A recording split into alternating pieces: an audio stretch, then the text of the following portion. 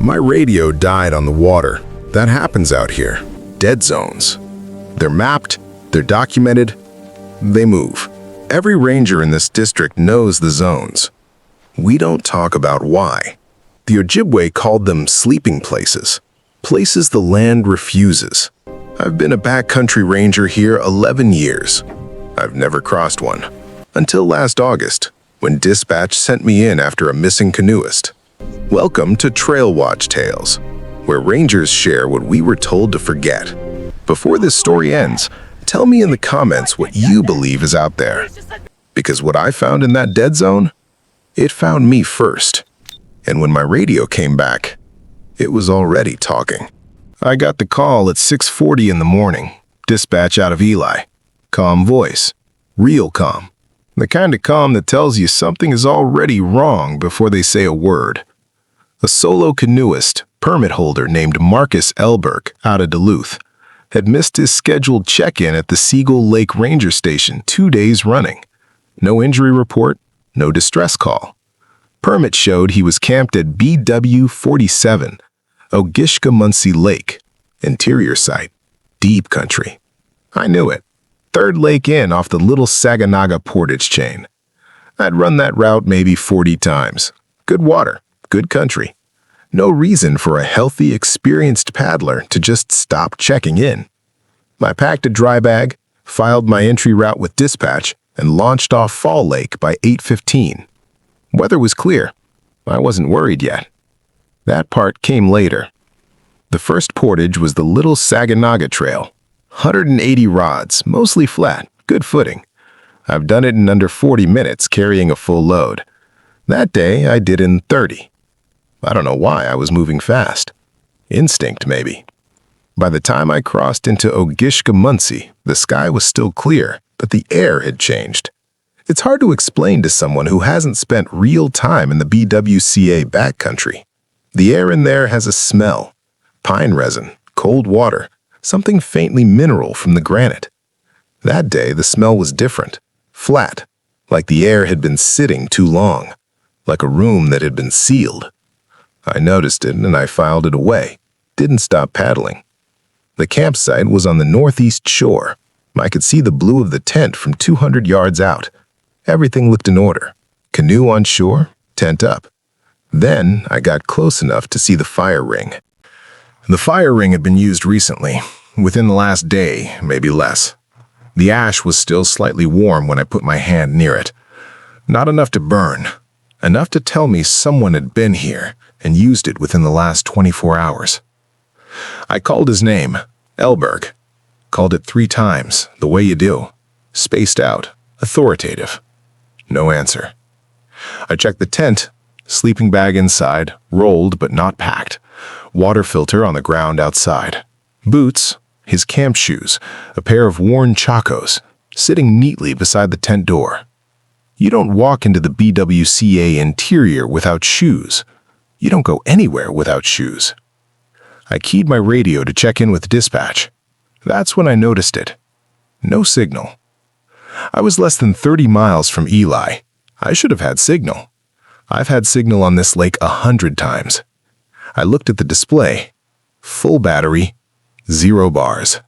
Not one. I've heard about the dead zones my whole career in this district. Every old-timer ranger has a version of the story. The official explanation is geomagnetic, something about the iron deposits in the Canadian Shield bedrock creating localized interference. The Forest Service puts out a bulletin every season. Communication may be unreliable in certain interior lake sectors. They give you a list of GPS coordinates. I have that list memorized. I've checked it 100 times when planning routes. What nobody talks about, what the old-timers only tell you after enough coffee and enough darkness, is that the coordinates change. Not dramatically, not year to year, but season to season, the zones shift. Sometimes a quarter mile, sometimes more. No bulletin explains that. No bulletin has ever explained that. The geology doesn't move, bedrock doesn't drift, but the dead zones do. And I was standing in the middle of one that wasn't on any map I'd ever seen. I started the shoreline search at 11:15.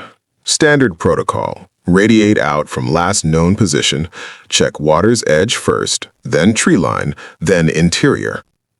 I was working east along the shore, maybe 400 yards from the campsite, when I found the first one. A cairn.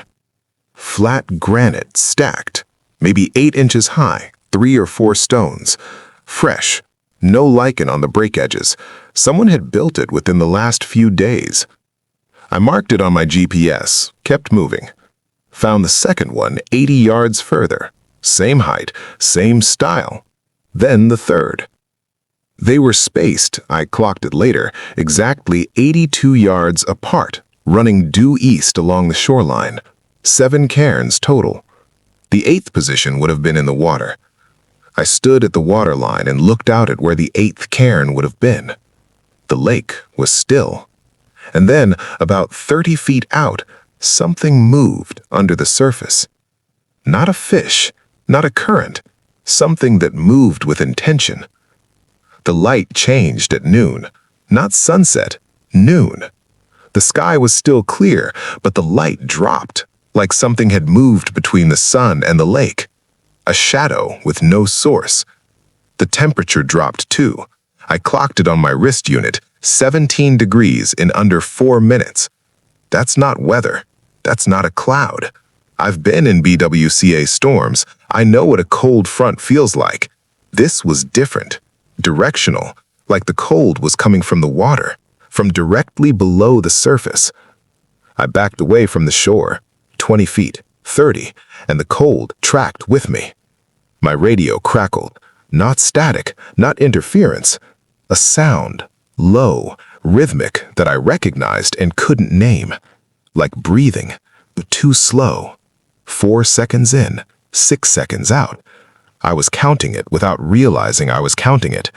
And then, my name. Not over the radio, from the water. My full name, the one that's not on my badge. I ran. I'm not ashamed to say that. I ran back to the campsite, grabbed my paddle, shoved my canoe off the shore, and I paddled. Hard. West, back toward the Little Saginaga portage. I didn't look back for the first 200 yards. When I did look back, the campsite shore was already lost in fog. Not mist. Fog. Dense and white, and moving fast from the water's surface. And in the fog, at the waterline where I had just been standing, there was a shape. I want to be precise about what I saw because I've spent a year trying to be precise about it. It was tall. It was at the water's edge, but also partially in the water. It wasn't moving. It was facing me. I know it was facing me because I felt it the way you feel someone staring at you in a dark room. Across 200 yards of open water through thickening fog, I felt it focus on me. My radio burst to life. Full signal. Dispatch, crisp and clear. Unit 7, what's your status? I didn't answer for a long time. I made it back to Fall Lake by 4 p.m. SAR was already mobilizing. Elberg had a family, people who noticed. They ran a full search of the Ogishkemuncie sector for 4 days. Found the campsite exactly as I'd described it. Found the cairns. Found no sign of Marcus Elberg. Not then, not ever.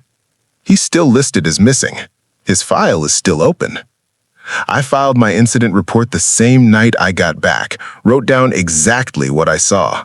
The shape in the fog, the temperature drop, the cairns, the name from the water. My supervisor read it, called me in, and asked me one question. How's your sleep been? That was it. That was the whole conversation. The report was filed, no follow-up, no investigation into the dead zone coordinates. When I checked the advisory bulletin the following spring, the new dead zone covered the exact lake where I was standing when I heard my name. I still work this district. I still paddle interior routes.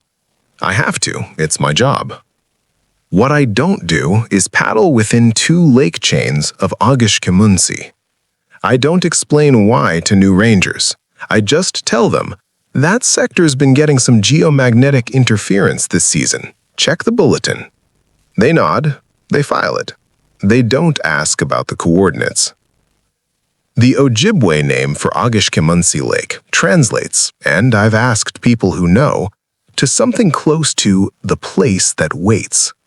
Some translate it as the place that remembers. I've thought about that distinction for a year. Waiting implies it doesn't have what it wants yet. Remembering implies it already does. I've thought about Marcus Elberg, about his shoes lined up perfectly at the tent door, about the fact that whatever was in that water knew my name, my real name, the one I've never put on any form, any badge, any permit. I don't know how that's possible. I think about it every time I paddle out. And every time, on any lake, in any weather, I check the water before I put my hand in. Thank you for watching. Share it with your friends, and don't forget to subscribe to the channel. Also, click the bell icon so you never miss any of our upcoming videos.